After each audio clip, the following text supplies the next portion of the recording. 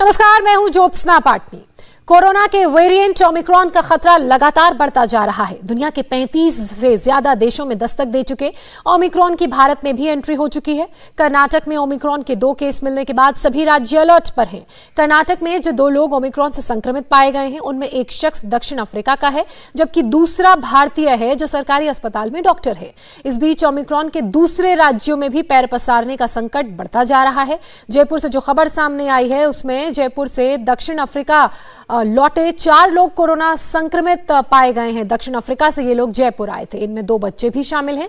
परिवार के संपर्क में आए लोगों का भी कोरोना टेस्ट कराया गया, जिनमें 5 रिश्तेदारों की रिपोर्ट पॉजिटिव आई है। हालांकि जीनोम सीक्वेंसिंग की रिपोर्ट अभी आनी बाकी है और उसके बाद ही पता चलेगा कि क्या ये लोग ओमिक्रॉन वेरिएंट से संक्रमित तो नहीं। एक और परेशान करने वाली खबर मुंबई से सामने आई है।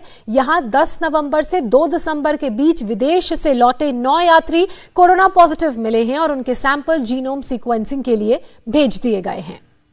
ओमिक्रॉन के खतरे के मद्देनजर अलग अलग राज्यों में क्या तैयारी हो रही है, क्या अलर्ट जारी किया गया है, सीधे ग्राउंड जीरो पर मौजूद रिपोर्टर्स से हम बात करेंगे।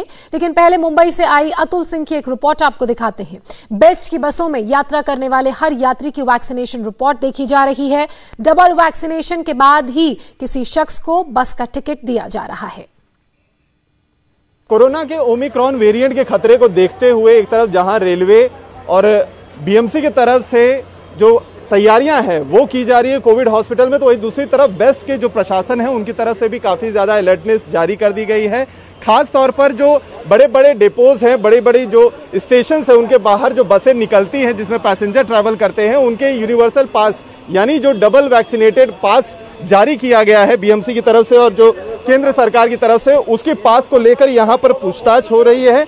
सीएसटी स्टेशन के बाहर के डिपो का ये नज़ारा है और यहाँ पर देखिए जो बसें खड़ी हैं उसमें जो पैसेंजर जाने के लिए अंदर एंट्री कर रहे हैं, टिकट ले रहे हैं, उनसे जो वैक्सीनेशन का सर्टिफिकेट है वो उनसे प्रूफ दिखाने के लिए कहा जा रहा है। यूनिवर्सल पास उसे कहते हैं। जो लोग डबल वैक्सीनेटेड हैं सिर्फ उन्हें ही बसों में एंट्री दी जा रही है। जिनके पास डबल डोज का वैक्सीनेशन सर्टिफिकेट नहीं है उन्हें अंदर नहीं जाने दिया जा रहा है। ये सारी कवायद इस वजह से हो रही है ताकि ओमिक्रॉन का जो खतरा है, जो वायरस के संक्रमण का खतरा है, उससे लोग बचे रहें, पैसेंजर्स बचे रहें। क्योंकि ज्यादातर जो बसें मुंबई में आजकल बेस्ट की चल रही हैं वो एसी बसें होती हैं, चारों तरफ से ढकी होती हैं, एयर वेंटिलेशन पूरी तरीके से बंद रहता है। इसी वजह से जो टीटी होते हैं वो भी कंडक्टर बाहर की तरफ होते हैं, बसों में नहीं होते हैं और सारे जो टिकट्स होते हैं वो यहीं पर डिपो में या बस स्टैंड पर ही जारी कर दिया जाता है। और ये सारी कवायद है पैसेंजर्स की सेफ्टी के लिए। और इसी तरीके से ओमिक्रॉन के खतरे को देखते हुए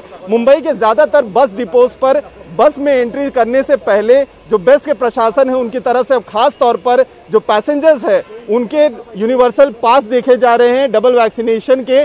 जिनके पास यात्रियों के वैक्सीनेशन के डबल डोज के पासेस हैं सिर्फ उन्हें ही एंट्री दी जा रही है, बाकी किसी पैसेंजर्स को एंट्री नहीं दी जा रही है। कैमरामैन सागर खड़े के साथ अतुल सिंह, इंडिया टीवी मुंबई। तो अतुल सिंह की ये रिपोर्ट आपने मुंबई से देखी। वहीं भारत के अन्य राज्यों की बात करें तो स्थिति वहां पर भी चिंताजनक, खासकर कर्नाटक और जयपुर। सीधे रुख करते हैं मेरे सहयोगी मनीष भट्टाचार्य का, जो इस वक्त हमारे साथ जुड़ चुके हैं। मनीष, हमने देखा 35 देशों के अलावा अब कोरोना का ये जो बहुत ही खतरनाक वायरस है ये भारत में भी पैर पसार चुका है और जयपुर में भी मामले सामने आए हैं। फिलहाल उनकी जीनोम सीक्वेंसिंग पर क्या अपडेट है? फिर विशाल मैं आपका रुख करूंगी। देखिए बिल्कुल, बताइए मनीष। देखिए बिल्कुल, कोरोना के मामले लगातार राजस्थान में बढ़ते जा रहे हैं, लेकिन चिंता की बात यह है कि 26 नवंबर को दक्षिण अफ्रीका से एक परिवार जयपुर आया है और उसके बाद कोरोना पॉजिटिव ये पूरा परिवार मिला। 4 लोग कोरोना पॉजिटिव हैं और इनकी जांच के लिए जीनोम सीक्वेंसिंग कराई जा रही है। आज रिपोर्ट आ जाएगी। इसके अलावा ये लोग जहां जहां गए थे, यानी यहाँ से जो अपने रिश्तेदारों से मुलाकात करने के लिए गए थे, उनमें 12 लोगों में से 5 लोगों की जाँच कराई गई है, जिसमें एक बच्चा भी शामिल है, वो भी कोरोना पॉजिटिव हो गए। अब इन सभी की भी जीनोम सीक्वेंसिंग होने के लिए रिपोर्ट गई है और ये माना जा रहा है कि जहाँ जहाँ ये लोग अपने रिश्तेदारों से या अन्य लोगों से मुलाकात करने के लिए गए, उनकी कॉन्टैक्ट ट्रेसिंग कराई जा रही है कि कहाँ इन लोगों ने मुलाकात की है, किनसे किनसे। लेकिन सबसे बड़ी बात यह है कि ये जो 4 लोग जो परिवार दक्षिण अफ्रीका से आया था, इनकी आज रिपोर्ट आनी है और इससे पूरे चिकित्सा विभाग में खलबली मची हुई है। इन लोगों से बातचीत की जा रही है। RUHS अस्पताल में ही इनको क्वारंटाइन किया गया है, जहां पर रिपोर्ट आनी है और इन लोगों से पूछताछ करके जिन लोगों से इन्होंने मुलाकात की थी वहां पर सभी चिकित्सा विभाग ने अपनी टीमें भेजी हैं ताकि वहां पर उनका सैंपल कलेक्शन कराया जाए। जी जी, टी राघवन हमारे साथ जुड़े हुए हैं, विशाल भी हमारे साथ है। मैं आप दोनों के पास आऊंगी, लेकिन एक बार मुंबई का हाल जान लेते हैं। राजेश, हमने अतुल की रिपोर्ट देखी, लेकिन इसी बीच 9 मामले जो मुंबई में सामने आए हैं वो भी चिंताजनक है, तो उनकी जीनोम सीक्वेंसिंग के लिए सैंपल्स भेज दिए गए हैं और क्या अपडेट आपके पास? देखिए, उनके सीक्वेंसिंग के लिए सैंपल्स भेज दिए गए हैं और फिलहाल कस्तूरबा हॉस्पिटल है मुंबई में, वहां पर ये जीनोम सीक्वेंसिंग की जा रही है। रिपोर्ट्स जो है अगले 2 से 3 दिन में आ सकते हैं, ऐसा BMC के अधिकारी हमें बता रहे हैं। पिछले 3 से 4 दिनों में 856 ऐसे लोग हैं जो कि दूसरे देशों से महाराष्ट्र में आए हैं, उनकी जांच की गई है। और पूरे अगर मैं महाराष्ट्र की बात करूं तो 28 ऐसे सस्पेक्टेड केसेस हैं जो पॉजिटिव आए हैं। जीनोम सीक्वेंसिंग के लिए उनके सैंपल्स जो हैं वो भेजे गए। इसमें 25 लोग जो है वो ट्रैवलर हैं, जबकि 3 लोग जो है उनके कॉन्टैक्ट हैं। कॉन्टैक्ट ट्रेसिंग से 3 लोगों को भी पॉजिटिव पाया गया है और उनके भी उनके सैंपल्स भी जीनोम सीक्वेंसिंग के लिए भेजे गए हैं। मुंबई की बात करें तो यहाँ 9 लोग हैं और एक के बारे में बताया जा रहा है कि कॉन्ट्रैक्ट ट्रेसिंग, यानी कि 10 ऐसे लोग हैं जो पॉजिटिव पाए गए हैं, जो सस्पेक्टेड केस हैं ओमिक्रॉन के। तो फिलहाल BMC का यही कहना है कि 2 से 3 दिनों में रिपोर्ट्स आएंगे, उसके बाद ही साफ हो पाएगा कि जो पॉजिटिव पाए गए हैं लोग वो ओमिक्रॉन से संक्रमित हैं या नहीं है। जी जी, टी राघवन, सबसे पहले मामले तो बैंगलोर से, कर्नाटक से ही सामने आए थे। ऐसे में उन दोनों की कॉन्ट्रैक्ट ट्रेसिंग लगातार जारी है, उस पर क्या अपडेट है? साथ ही जो वाइजैग में 30 विदेशी नागरिक लापता बताए जा रहे हैं, जिनसे लगातार संपर्क करने की कोशिश की जा रही है, उस पर क्या अपडेट है? देखिए दोस्तों, जो 2 लोग यहाँ पर ओमिक्रॉन से संक्रमित पाए गए हैं, जिसमें से एक व्यक्ति ऑलरेडी देश से बाहर जा चुके हैं। अधिकारियों का यह कहना है कि वो थ्रेट नहीं है, क्योंकि उनके सारे प्राइमरी और कॉन्टैक्ट्स, सेकेंडरी कॉन्टैक्ट्स हैं, उनकी ट्रेसिंग, ट्रैकिंग और टेस्टिंग भी हो गई है और सारे नेगेटिव हैं। जो दूसरे हैं, जो यहाँ के स्थानीय नागरिक हैं, डॉक्टर हैं पेशे से, उनके जो 7 के लोग थे, उनमें से 5 प्राइमरी और सेकेंडरी कॉन्टैक्ट पॉजिटिव आए हैं। ये बताया जा रहा है कि वो एक फैमिली के सदस्य ही हैं।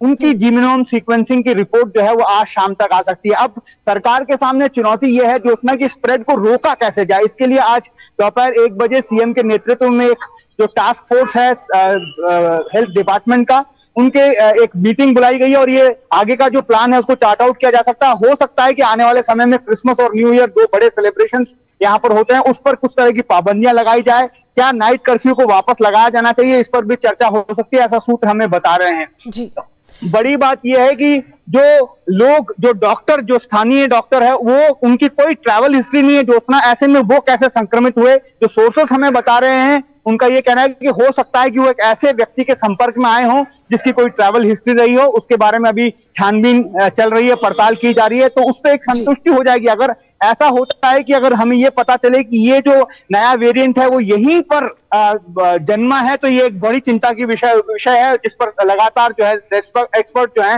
वो, हालांकि साउथ अफ्रीका का ये कहना है कि उनके डिटेक्ट करने से पहले भी ये वेरिएंट कई देशों में आ चुका है। बहरहाल विशाल, मैं आपका रुख कर रही हूँ, तैयारियां पूरी हैं। कर्नाटक की बात की जाए, अन्य राज्यों की बात की जाए, उत्तर प्रदेश में किस तरह की तैयारी है? जैसा कि टी राघवन ने भी बताया, 2 प्रमुख त्योहार आ रहे हैं। उत्तर प्रदेश की बात की जाए तो चुनावों को लेकर भी वहां सरगर्मियां तेज हैं, भीड़ ज्यादा जुटती है, तो ऐसे में वहां किस तरह की तैयारी?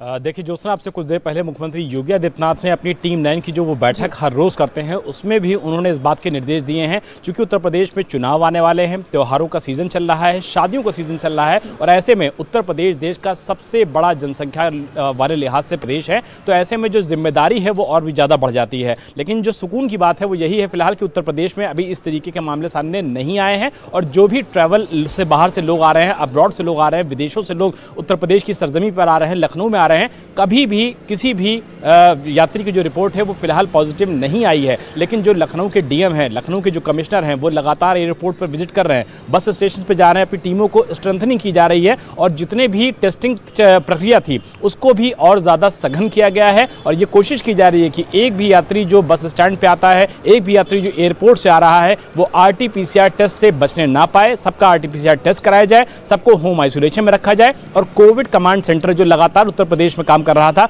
उसको फिर से एक्टिव किया गया है कि जिन जिन लोगों का RT-PCR टेस्ट किया जा रहा है वो सारे लोगों के संपर्क में कोविड कंट्रोल की जो टीमें हैं वो लगातार रहें, ताकि अगर किसी को भी दिक्कत होती है, परेशानी होती है या उनका रिजल्ट पॉजिटिव आता है तो निश्चित तौर पर एक्शन फौरन किया जा सके। इसी को देखते हुए ग्राउंड जीरो पर उत्तर प्रदेश के सभी सीनियर ऑफिसर्स को जाने को बोला गया है और एयरपोर्ट के साथ साथ दिल्ली के लिए जो भी इंटरनेशनल फ्लाइट्स आती हैं उसको लेकर के नोएडा के डीएम जो हैं उनको एक नोडल अफसर बनाया गया है, ताकि वो मतलब हर प्रॉपर कदम उठाए जा रहे हैं। मनीष, मैं राजस्थान की बात करूं तो राजस्थान की सरकार की तैयारियां कैसी हैं, क्योंकि जो मामले वहां सामने आए हैं वो बहुत ही चिंताजनक हैं और परेशान करने वाले भी। देखिए, सबसे बड़ी बात यह है कि रैंडम सैंपलिंग कराई जा रही है और एयरपोर्ट पर पूरी एक टीम तैनात की गई है, पूरी गाइडलाइंस निकाली गई हैं कि 48 घंटे की RT-PCR की रिपोर्ट चाहिए, वो बेहद ज़रूरी है। जो अब्रॉड्स की जो फ्लाइट्स आ रही हैं उनकी पूरी रिपोर्ट चाहिए। और यहाँ पे जयपुर में मैं बात करूँ तो अलग अलग जगहों पर CMHO की टीमें रवाना की जा रही हैं सैंपलिंग करने के लिए, विशेष रूप से उन इलाकों में जहाँ पर बहुत ज़्यादा भीड़ भाड़ है। लेकिन एक चिंता की बात यह भी है क्योंकि रैली होने वाली है कांग्रेस की 12 तारीख को, फिलहाल सरकार को उस बात पर भी चिंता जाहिर करनी होगी कि इस रैली में तमाम भीड़ आएगी। अगर ये भीड़ आती है तो कोरोना का खतरा बढ़ सकता है। हालांकि अभी इस पर कोई सरकार ने राय मशविरा नहीं लिया है, ना ही कोई निर्देश निकाले हैं, लेकिन ये जरूर है कि रैंडम सैंपलिंग बहुत तेजी से बढ़ाए गए हैं और खासतौर पर उन इलाकों में जहां पर कोई भी कोविड का पेशेंट मिल रहा है, कोरोना पॉजिटिव हो रहा है, तो उन इलाकों में और ज्यादा सैंपलिंग तेजी से की जा रही है। बिल्कुल, और सैंपलिंग की जा रही है। सरकार लगातार ये आदेश और निर्देश भी दे रही है कि मास्क जरूर पहने और कोविड नियमों का पालन करें। बहरहाल, राजेश, आपका, टी राघवन, विशाल और मनीष भट्टाचार्य, बहुत शुक्रिया आप सभी का। इंडिया टीवी हर वक्त हर जगह डाउनलोड करने के लिए सर्च करें India TV news Google play store या ऐप स्टोर पर।